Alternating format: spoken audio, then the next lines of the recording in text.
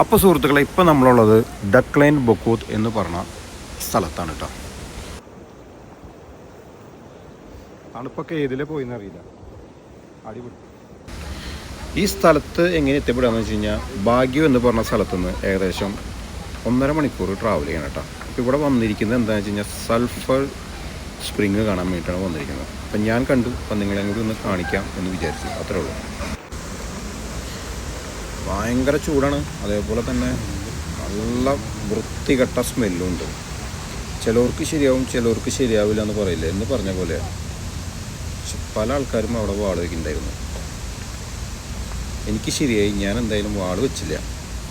വാള് വെക്കുന്നതിന് മുമ്പ് നമ്മളവിടുന്ന് സ്കൂട്ടായി. എന്തായാലും ഒരു എക്സ്പെരിമെൻറ്റ് അത്രേ ഉള്ളൂ. അതേപോലെ തന്നെ ഒരു എക്സ്പീരിയൻസ് അത്രേ ഉള്ളൂ. ഇതാണ് ആ സ്ഥലം.